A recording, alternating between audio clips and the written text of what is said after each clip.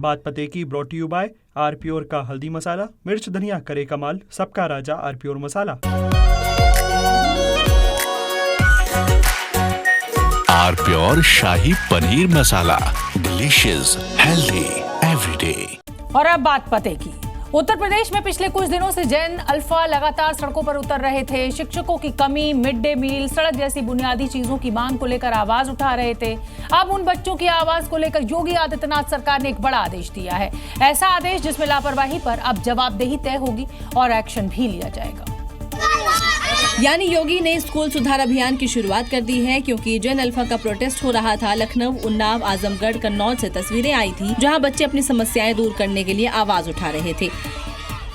आवाज योगी सरकार तक पहुंची तो ऑर्डर आया, जिसके तहत शिकायतों का तुरंत समाधान, लापरवाही पर जवाबदेही, बुनियादी ढांचे में खामी तुरंत दूर करने के निर्देश के साथ ही नोडल अधिकारियों की नियुक्ति होगी। प्रदेश के सभी कमिश्नरों और डीएम को खत के जरिए निर्देश है, जिसके तहत एक तरफ समस्याएं दूर की जाएं तो दूसरा संदेश ये भी है कि छात्रों और अभिभावकों से नियमित संवाद हो, ताकि सड़कों पर उतरना ट्रेंड ना बने। केंद्र की मोदी सरकार भी जेनजी तक पहुंच बढ़ाने के लिए एक दिन एक यूनिवर्सिटी कार्यक्रम की शुरुआत की है, जिसके तहत केंद्रीय मंत्री यूनिवर्सिटी का दौरा कर समस्याएं सुनेंगे। इधर योगी सरकार ने जैन अल्फा को लेकर कदम उठाए, यानी अगर कहीं प्रोटेस्ट होता है तो युवा अफसर उनसे बात करेंगे और बच्चों के साथ नरम रवैया अपनाया जाएगा। उत्तर प्रदेश के संभल में एक बार फिर बुलडोजर एक्शन होने वाला है। इस बार अवैध निर्माण पर होने वाली ये कार्रवाई होगी समाजवादी पार्टी के विधायक के आवास पर, जिसके लिए प्रशासन की तरफ से अब नोटिस जारी कर दिया गया है और उसके साथ ही जामा मस्जिद इलाके में 22 दुकानों को अवैध तरीके से बना पाया गया है, जिसके बाद यहाँ एक बार फिर से हड़कंप मच गया। एक तरफ विधायक के आवास पर नोटिस चिपकाया गया तो दूसरी तरफ बाजार में प्रशासन ने अवैध तरीके से बने दुकानों और मकानों की पहचान की। अपने इस मकान को बचाने के लिए सपा विधायक नवाब इकबाल महमूद कोर्ट कचहरी तक जद्दोजहद कर चुके हैं। उनको निर्देश किया गया है कि जो अवैध हिस्सा है, अवैध मकान है उनका 3 मंजिला 53 गुने 60 वर्ग मीटर किए है, उसको वो 15 दिन के अंदर खाली कर लें और उनको फिर नियमानुसार कार्रवाई करके उसको हटाएगा। दूसरी तरफ संभल महायोजना के तहत एक बार फिर प्रशासन की टीम ने संभल जामा मस्जिद के पास इंस्पेक्शन के लिए पहुंची तो लोग पीले पंजे की कार्रवाई की सोचकर ही घबरा उठे। पता चला यहां गलत तरीके से बने 22 दुकान मकानों पर जल्द एक्शन होगा, क्योंकि ये सभी अवैध निर्माण बिना किसी स्वीकृत नक्शे के बनाए गए। नक्शे जिन लोगों ने उपलब्ध कराए उनको हम नोटिस जारी नहीं करेंगे, जिन लोगों के द्वारा नक्शे उपलब्ध नहीं कराए गए उनको हम धारा 10 की नोटिस जारी करेंगे। यानी कि अगले 15 दिनों बाद यहाँ एक बार फिर से तोड़फोड़ और विरोध का शोर सुनाई देने वाला है। पश्चिम बंगाल के जादवपुर यूनिवर्सिटी में जेएनयू वाली जंग देखने को मिली। लेफ्ट और एबीवीपी संगठनों के बीच जनरल बॉडी मीटिंग को लेकर विवाद खड़ा हो गया और इस दौरान एसएफआई पर एबीवीपी के छात्रों को पीटने का आरोप लगा, जिसके खिलाफ आज एबीवीपी के कार्यकर्ताओं ने मोर्चा खोल दिया और मार्च का आयोजन किया।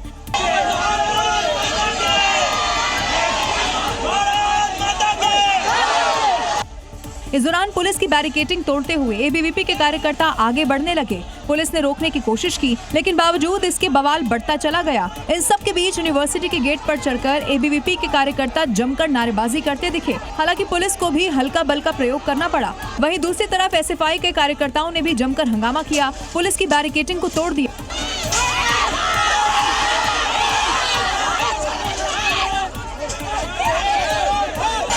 अब इस दौरान छात्रों और पुलिस के बीच जमकर धक्का मुक्की भी हुई। दरअसल इस बवाल की शुरुआत कल शाम हुई, जब एसएफआई और वामपंथियों ने जनरल बॉडी मीटिंग बुलाई, जिस पर एबीवीपी ने ऐतराज जाहिर करते हुए ये कह दिया कि अभी कोई एक्टिव स्टूडेंट यूनियन नहीं है, तो बैठक बुलाना गलत है। इस पर ही ये पूरा विवाद हुआ। वंदे मातरम पर देश की राजनीति में नए सिरे से अब सियासत शुरू हो गई है। दरअसल इंदिरा भवन में बुधवार को हुई कांग्रेस वर्किंग कमेटी की बैठक में वंदे मातरम के 2 अंतरेही गाने का प्रस्ताव पास हुआ।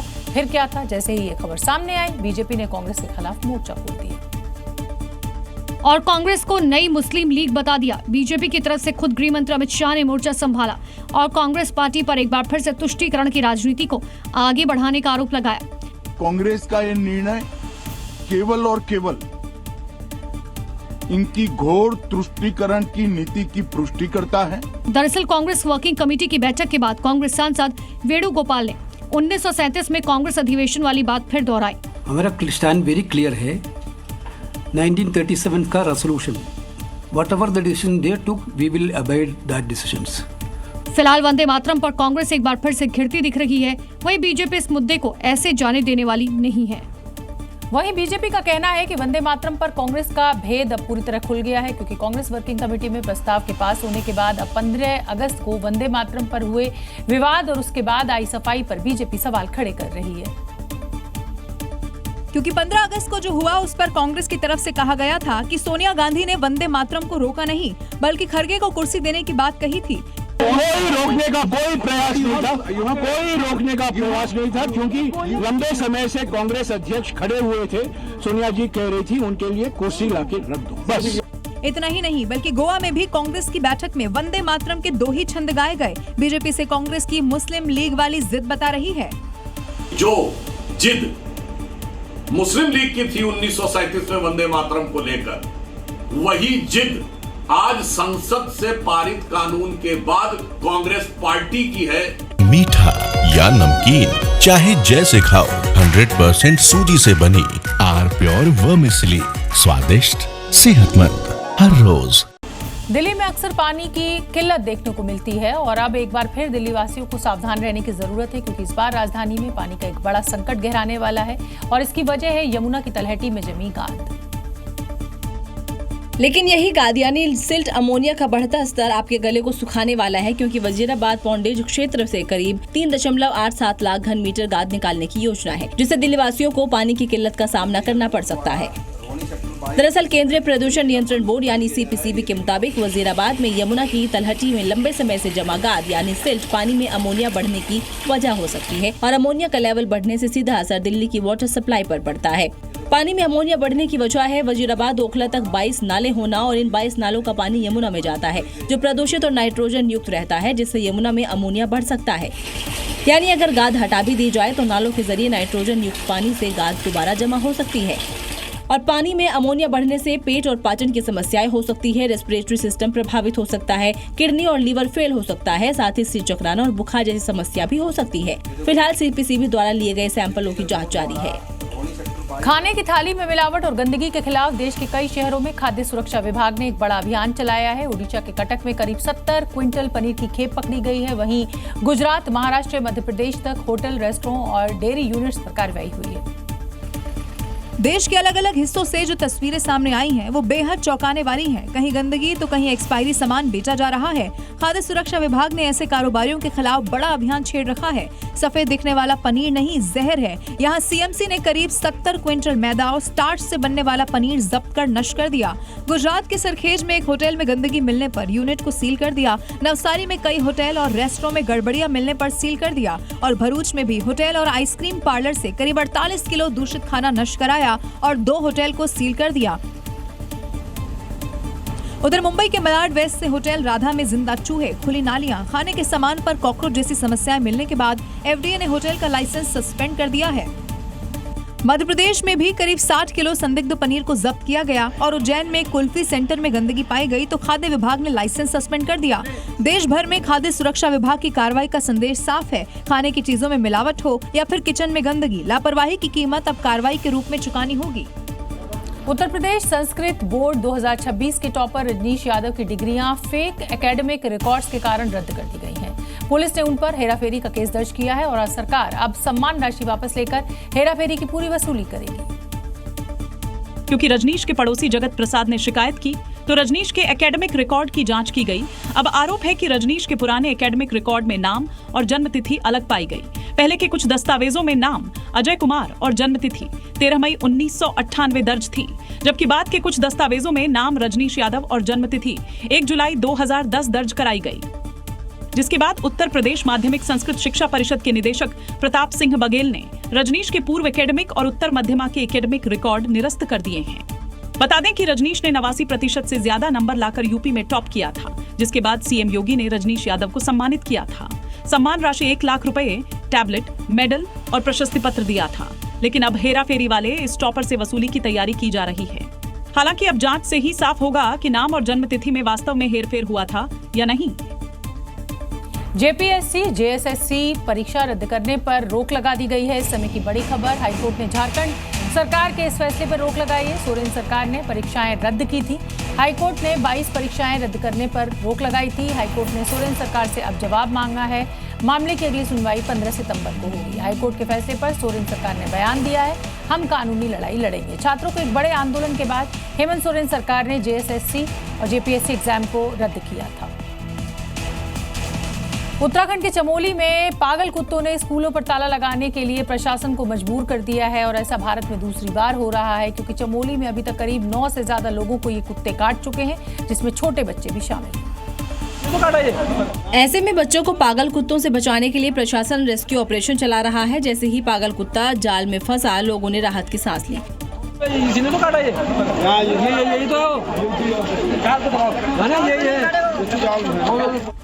ये देखिए, अब पागल कुत्ते को काबू में करने के लिए बेहोश करने वाला इंजेक्शन लगाया जा रहा है।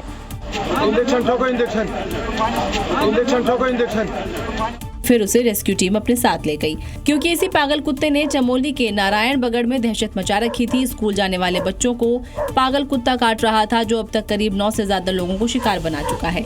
ऐसे में जिला प्रशासन के नारायणबगड़ में 10 स्कूलों पर ताला लगा दिया गया। इस फैसले से करीब 600 से ज्यादा बच्चे प्रभावित हो रहे हैं, जिनको अब अगले कुछ दिन तक ऑनलाइन पढ़ाया जाएगा, क्योंकि ये भारत के इतिहास की दूसरी घटना है जब कुत्तों के आतंक के चलते स्कूल बंद करना पड़ा। इससे पहले जम्मू कश्मीर के राजौरी में कुत्तों के आतंक से 8 ग्राम पंचायतों के स्कूल एक दिन के लिए बंद करने पड़े थे। राजस्थान के जयपुर में कविता मीणा ने प्रेमी के लिए पति महेश की जूस में सल्फास देकर हत्या कर दी। वारदात के बाद आंसू बहाकर परिजनों को गुमराह करने वाली आरोपी कविता की पोल सीसीटीवी फुटेज के जरिए खुली, जिसे मृतक महेश के पिता सामने लेकर आए, जिसमें दिख रहा है कि एक बाइक में कविता आई है, जबकि दूसरी बाइक में 2 युवक के बीच बैठा महेश है, जो होश में नहीं दिख रहा है। 2 लड़कों ने उसे उठाकर सड़क के किनारे बैठा दिया। आरोपी पत्नी वहीं खड़े होकर सब कुछ देखती रही, फिर बोतल में पानी लाने को कहने लगी। इसी दौरान कविता पहले अपने पति के चेहरे पर पानी मारती दिखी, फिर उसी बोतल का पानी पी लिया। वहाँ करीब 20 मिनट तक रहने के बाद आरोपी कविता ने अपने देवर को कॉल कर ये बताया कि उसके भाई की तबीयत खराब है। वहीं जब परिवार वालों ने कविता से इस पूरे मामले में पूछताछ की तो उसकी बातों पर परिवार वालों को शक हुआ। जब पूरा परिवार महेश के अंतिम संस्कार में जुटा हुआ था तो अपने बेटे के मौत को लेकर पिता जांच में जुटे रहे और फिर 11 दिन बाद मृतक महेश के पिता ने सीसीटीवी सबूत पुलिस को दिया, जिसके बाद पुलिस ने आरोपी बहू और उसके प्रेमी को गिरफ्तार कर लिया। उत्तर प्रदेश के लखनऊ में रिश्तों का खूनी अंत हुआ, क्योंकि बैंक कर्मी ने अपनी बैंकर पत्नी की गोली मारकर हत्या की। इसके बाद अपनी बहन को मारकर आत्महत्या कर ली। दावा यह है कि युवक का पत्नी से विवाद चल रहा था और उसी विवाद के चलते ये खौफनाक वारदात सामने आई। लेकिन पारिवारिक विवाद का अंत ऐसा होगा शायद किसी ने नहीं सोचा था। दावा है कि मानस वाजपेयी दिव्या के बैंक पहुंचा, उसे बाहर बुलाकर कुछ बात की और फिर विवाद बढ़ने पर गोली मारकर वहां से चला गया।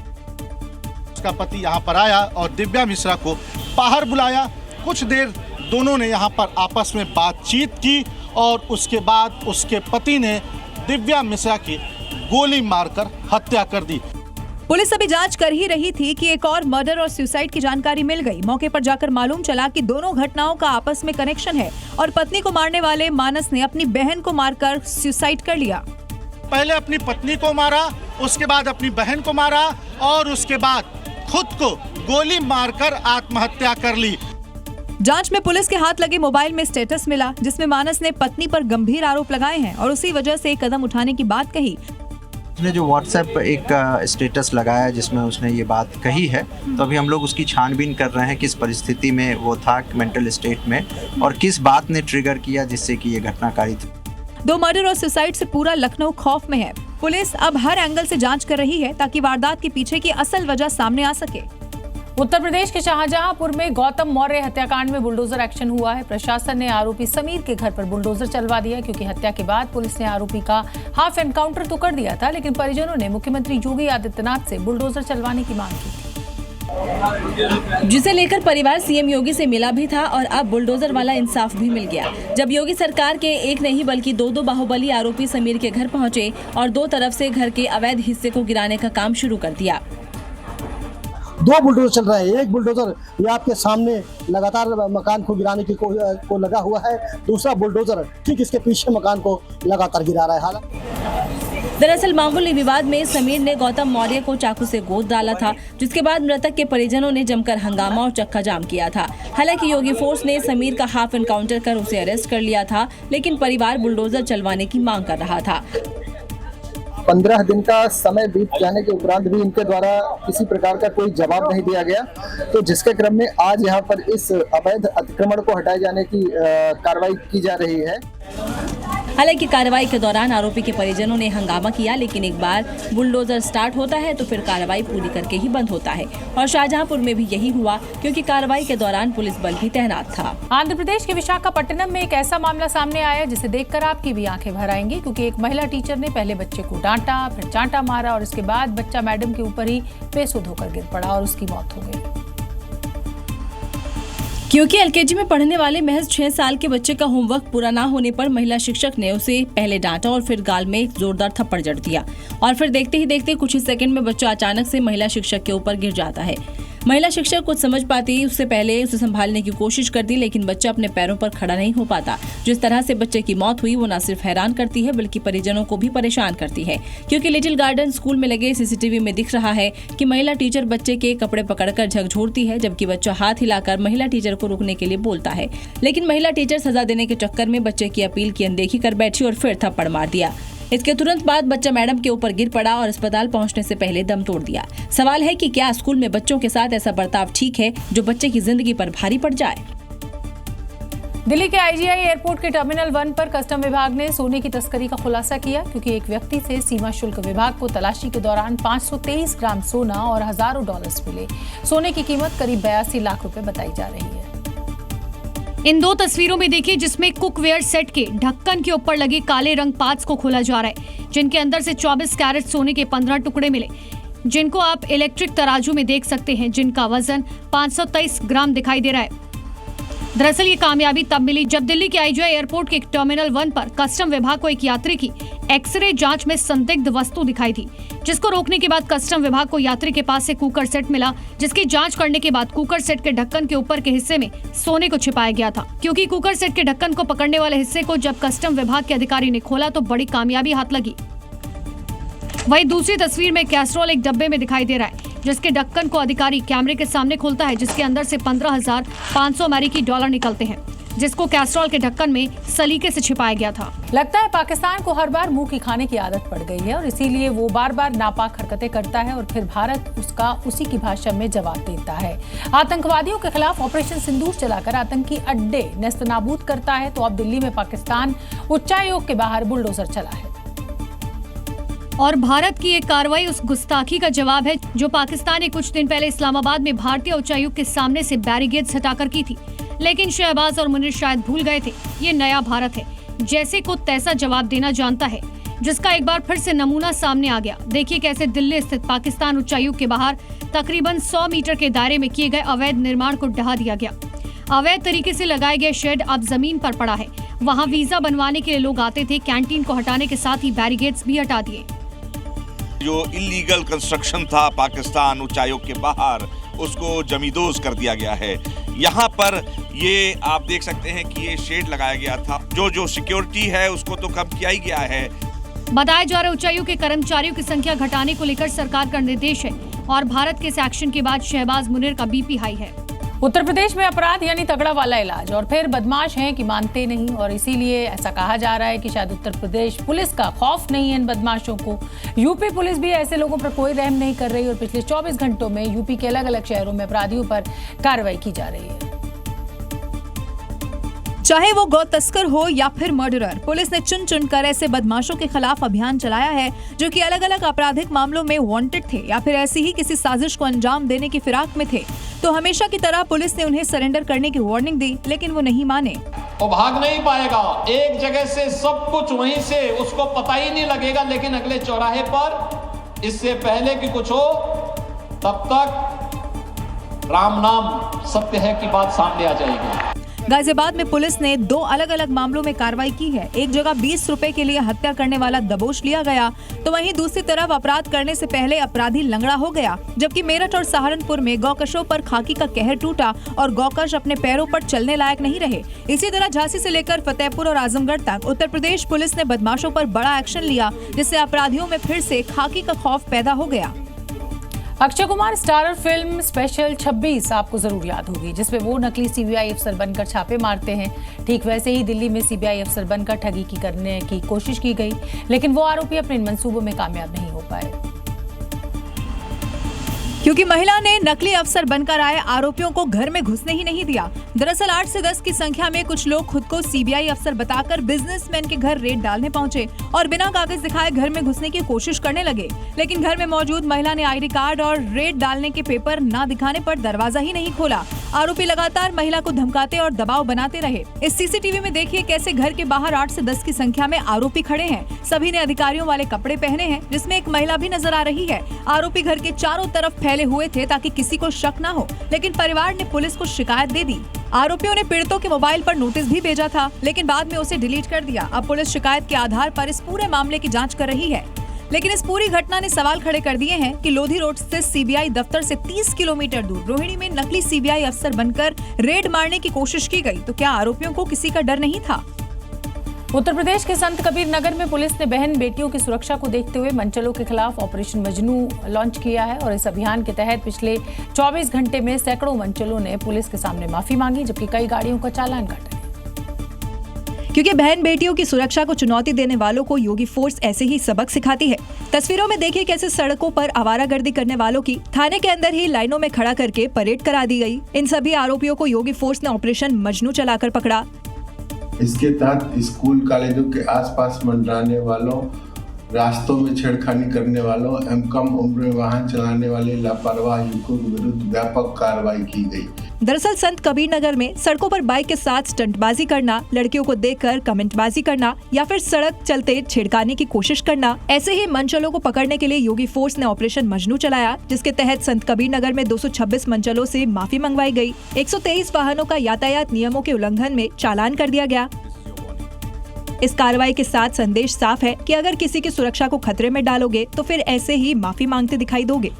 गुजरात के सुरेंद्रनगर के सरकारी अस्पताल से एक परेशान करने वाली घटना सामने आई है, जिसमें एक शख्स ने एक नर्स के साथ मारपीट की। सीसीटीवी में कैद इस घटना के बाद अब पुलिस ने कार्रवाई की तो शख्स माफी मांगता नजर आया। ये मामला सुरेंद्रनगर जिले के लिम्बड़ी सरकारी अस्पताल का है, जहां इस शख्स ने एक नर्स पर हमला बोला था। ये शख्स किसी मरीज के अटेंडेंट के तौर पर अस्पताल में मौजूद था। इसी दौरान किसी बात को लेकर वो गुस्से में आ गया।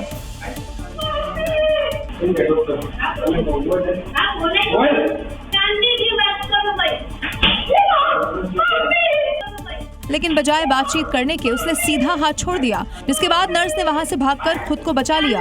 घटना के बाद अस्पताल प्रशासन ने पुलिस को सूचना दी। लिम्बड़ी पुलिस ने कथित तौर पर आरोपी को हिरासत में ले लिया है, जिसके बाद शख्स ने माफी भी मांगी। राते હું અહીંયા આવ્યો હતો અને મારામારી કરી હતી અને ઝઘડો કરેલો હતો। હવે પછી ભવિષ્યમાં હું આવી ભૂલ નહીં કરું અને બીજા લોકોને પણ કહું છું કે હવે કોઈ इस घटना ने हेल्थ केयर वर्कर की सुरक्षा को लेकर फिर से चिंता बढ़ा दी है, खासकर उन लोगों की जो नाइट शिफ्ट में अकेले या कम स्टाफ के साथ काम करते हैं। अफ्रीका में गैरकानूनी तरीके से चल रहे माइनिंग में अचानक बड़ा हादसा हो गया। सोने की चाहत में यहाँ लोग खनन कर रहे थे और इसी बीच भूस्खलन की वजह से दर्जनों लोग मलबे के नीचे दब गए। यह हादसा सेंट्रल अफ्रीकन रिपब्लिक और कैमरून की सीमा के पास हुआ, जिसका वीडियो भी सामने आया, जहां दिख रहा है कि हजारों की संख्या में लोग खदान में काम कर रहे हैं, लेकिन इस दौरान खदान का एक हिस्सा टूटा और अपने साथ मलबे लेकर नीचे आने लगा। वहीं नीचे मौजूद लोगों ने भागने की कोशिश की, लेकिन मलबे के चपेट में आ गए। इस दौरान हजारों लोग वहीं दब गए, जिसके बाद अफरा तफरी मच गई। राहत और बचाव दल खदान तक पहुंचने और मलबे में दबे लोगों को बाहर निकालने में जुटे हुए हैं। दरअसल यहाँ आर्टिसनल यानी छोटे स्तर पर या अवैध तरीके से माइनिंग का काम चल रहा था। बॉर्डर इलाके में यहाँ सोने के लालच में लोग अवैध खनन से जुड़े रहे। यहाँ कई हजार लोग छोटी खदानों में सोना और दूसरी चीजें निकालने का काम करते हैं। ये काम बहुत खतरनाक है, क्योंकि यहाँ अवैध तरीके से माइनिंग में सुरक्षा इंतजाम नहीं होते। इसी वजह से यहाँ होने वाले हादसे अक्सर जानलेवा साबित होते हैं। उत्तर प्रदेश में मुरादाबाद के बाद बिजनौर में गुलदार का आतंक दिखा। गुलदार के हमले में एक मासूम की मौत हो गई और इसके बाद इलाके में अफरा तफरी मच गई और गुलदार को पकड़ने के लिए पिंजरा लगाया गया।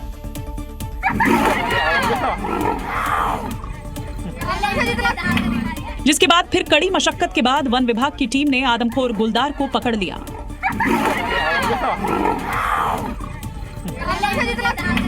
लेकिन पकड़ में आने के बाद भी गुलदार पिंजरे से ही लोगों पर हमले करने की कोशिश करता दिखा।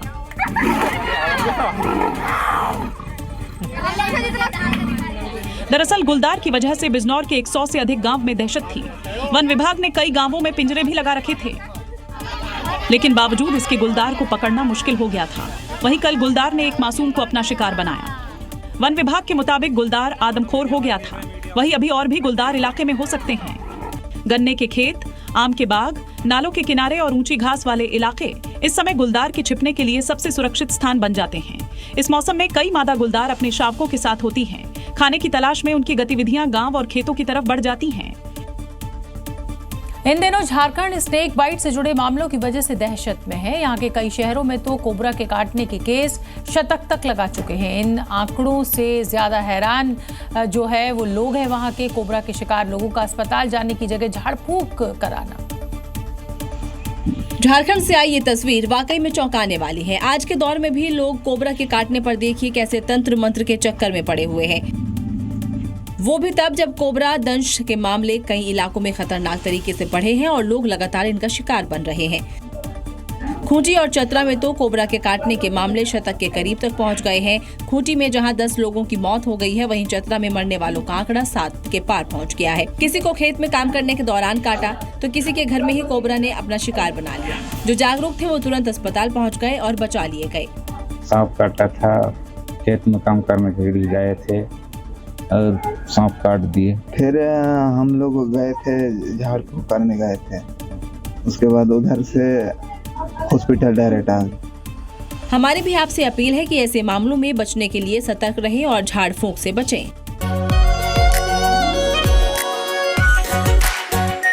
Are pure shahi paneer masala, delicious, healthy everyday.